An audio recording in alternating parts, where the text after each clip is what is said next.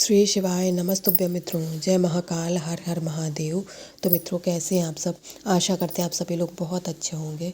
मित्रों, 16 दिसंबर के दिन मंगलवार पड़ रहा है, द्वादशी तिथि का दिन है।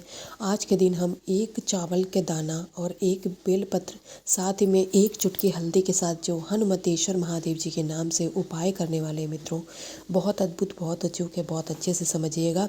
मैं इस वीडियो में 2 उपायों को बताऊंगी। आप लोग अच्छे से समझ के बिना वीडियो को स्किप किए लास्ट तक देखिएगा और इन उपायों को ज़रूर करिएगा। तो मित्रों, पहला उपाय जो कि मैंने बताया, सुख समृद्धि और शांति खुशहाली के लिए आप लोगों को लेना है एक अक्षत चावल का दाना।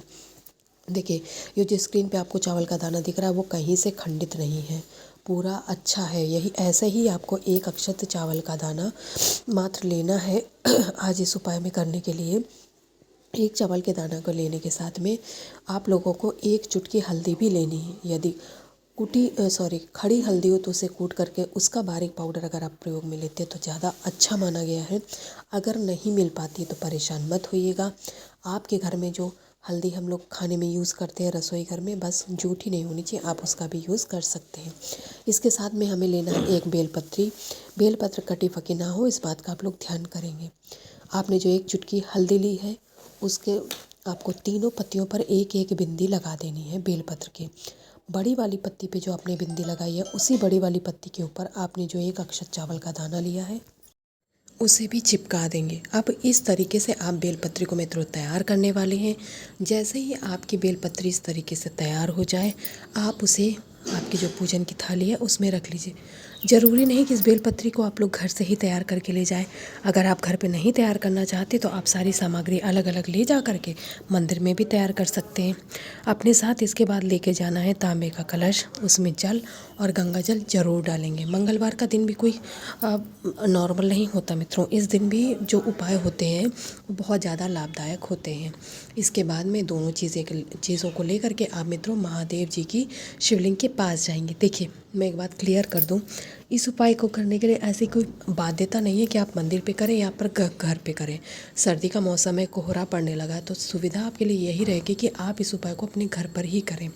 जो बेलपत्री आप चाहे घर से तैयार करके लेके गए हों जैसे मैंने बताया, या फिर आप मंदिर में तैयार करने वाले हों, आपका तरीका वही है तैयार करने का। बेलपत्री को तैयार करने के बाद अब इसे आप सभी लोग महादेव जी की शिवलिंग के ऊपर चढ़ाएंगे।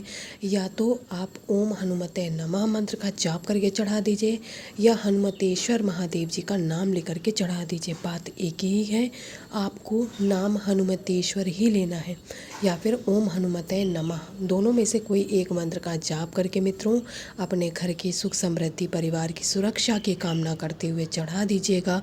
और लास्ट में एक लोटा जल श्री शिवाय नमस्तुभ्य मंत्र का जाप करके चढ़ा देना है मित्रों। ध्यान रखिएगा, हनुमतेश्वर महादेव जी का यह उपाय आपके जीवन में खुशियाँ भर भर के लाएगा। पहला उपाय आप सभी लोग समझ चुके हैं। अब यहाँ हम बात करेंगे आज के अपने करने वाले दूसरे उपाय की, क्योंकि मैंने पहले ही बताया मैं केवल 2 उपायों की बात करूँगी।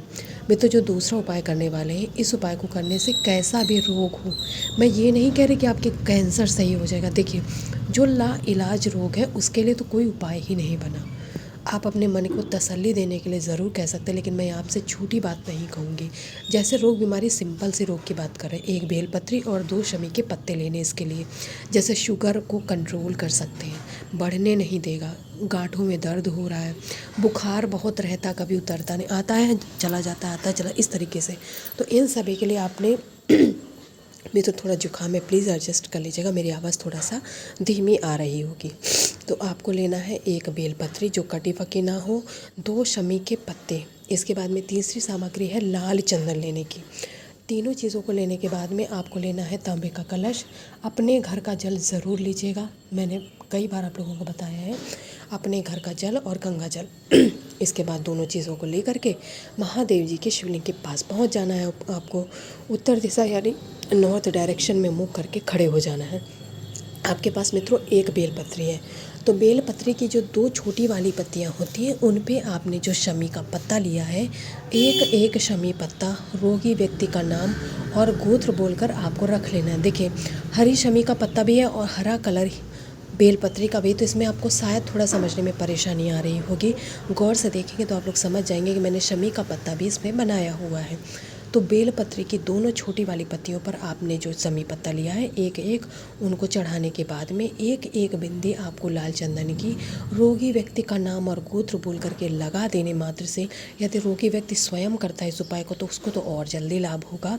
और गतिमान भगवान जी का नाम लेंगे जो कि हनुमान जी के तीसरे नंबर के भाई हैं। इनका नाम लेकर के मित्रों इस उपाय को कर दीजिएगा।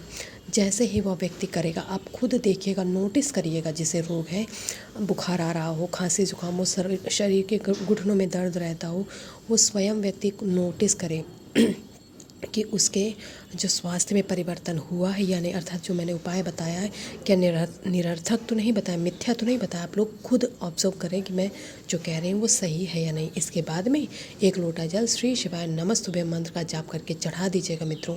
16 दिसंबर मंगलवार का दिन आपके जीवन में खुशियाँ लेकर के आएगा। तो मित्रों मैंने प्रयास किया दोनों उपायों को समझाने का। अगर वीडियो अच्छी लगी हो, हेल्पफुल लगी हो तो वीडियो को लाइक और चैनल को सब्सक्राइब करके जाइएगा। जाते जाते कमेंट सेक्शन में आज बालाजी महाराज जी का कोई सा भी नाम लिख कर जाइएगा, क्योंकि आज उन्हीं का दिन है। महादेव जी का आशीर्वाद सदा आप पर ऐसे ही बना रहे। श्री शिवाय नमस्तुभ्यम।